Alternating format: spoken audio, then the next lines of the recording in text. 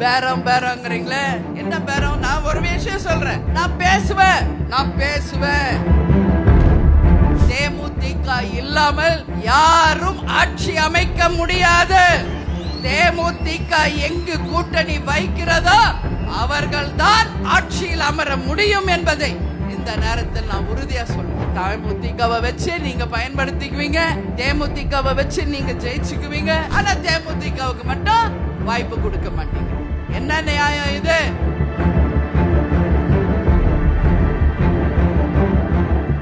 தேர்தல் வந்தால் எவ்வளவு சீட்டு, எவ்வளவு பேரங்கிறீங்களே, என்ன பேரம்? நான் ஒரு விஷயம் சொல்றேன், நான் பேசுவேன்.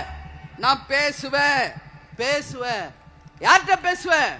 எங்க மாவட்ட செயலாளர்கிட்ட பேசுவேன், எங்க நிர்வாகிகள் கிட்ட பேசுவேன், கடைகோடியில் இருக்கும் எங்கள் தொண்டர்கள் கிட்ட பேசுவேன். நம்ம யாரோட கூட்டணி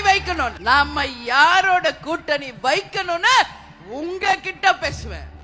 நீங்க யார் விரல் காட்டுறீங்களோ அவங்களோட தான் கூட்டணி என்பதை இந்த நேரத்தில் உறுதியாக சொல்ல நான் கடமைப்பட்டிருக்கிறேன். யாரோடைய பேசுறோன்றீங்களே, புரிஞ்சுக்கங்க. முதல்ல தேமுதிக பேசுதுன்னா இங்க மேடையில் இருக்காங்களே எங்க மாவட்ட கழக செயலாளர்கள், நிர்வாகிகள், தொண்டர்கள், கூட்டணிய பத்தி அவங்க கிட்ட தான் நான் பேசுவேன். வேற யாருகிட்டயும் அவங்க ஒப்புதல் இல்லாம இன்னைக்கு இல்ல என்னைக்குமே உங்க அண்ணி, உங்கள் அம்மாவா இருந்து நான் சொல்றேன். உங்க எல்லாருடைய பதில், நீங்க எல்லாரும் இங்க எதிர்பார்க்கிறது ஒரே ஒரு விஷயம், யாரோட கூட்டணி நாம் வைக்க வேண்டும் என்ற முடிவை எடுத்து விட்டாச்சு.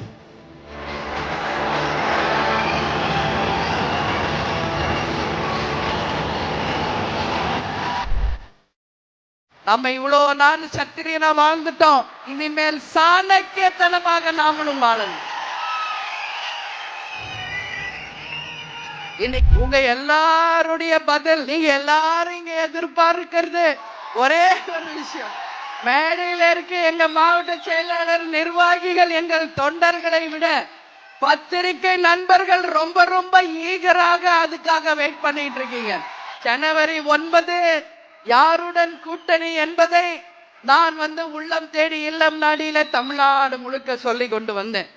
அந்த ஜனவரி 9 இன்னைக்கு வந்தாச்சு. அதுக்குதான் நான் சொல்றேன், நல்லா கேட்டுக்கங்க.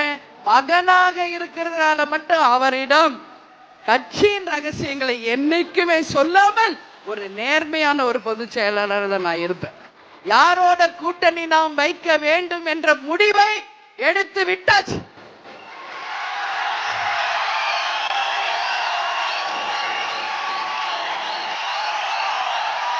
ஆனால் அதை இந்த மாநாட்டில் அறிவிக்க வேண்டுமா என்பதுதான் கேள்வி. அது ஏன் சொல்றேன்றதை நீங்க புரிஞ்சுக்கணும், நான் ஏன் அதை சொல்றேன்றதை நீங்க புரிஞ்சுக்கணும். இன்று வரை தமிழகத்தில் எந்த கட்சியும் கூட்டணி அறிவிக்கவில்லை. இந்த நிமிஷம் வரைக்கும் எந்த கட்சியுமே கூட்டணி அறிவிக்கலை. இவங்க தான் எங்க கூட்டணின்னு சொல்லல. நம்ம இவ்வளவு நாள் சத்திரியனா வாழ்ந்துட்டோம், இனிமேல் சாணக்கியத்தனமாக நாமளும் வாழணும். இன்னைக்கு ஆண்ட கட்சியும் ஆளுங்கட்சியுமே யாரெல்லாம் கூட்டணி என்று அறிவிக்காத போது, அந்த கூட்டணியில யார் யார் அங்கம் வகித்து இருக்கிறார்கள் என்று சொல்லாத போது, மத்திய மாநில ஆட்சியில் இருப்பவர்கள் சொல்லாத போது, நாம மட்டும் எதற்காக முந்திரி கொட்ட மாதிரி அவசரப்படணும்? நாமும் நின்று நிதானமா யோசிச்சு அடிப்போம். ஏன்னா தலைவர் சொல்வார், நான் தலை குனிவனே ஒளி என் தொண்டனை தலை குனிய வைக்க மாட்டேன் என்று.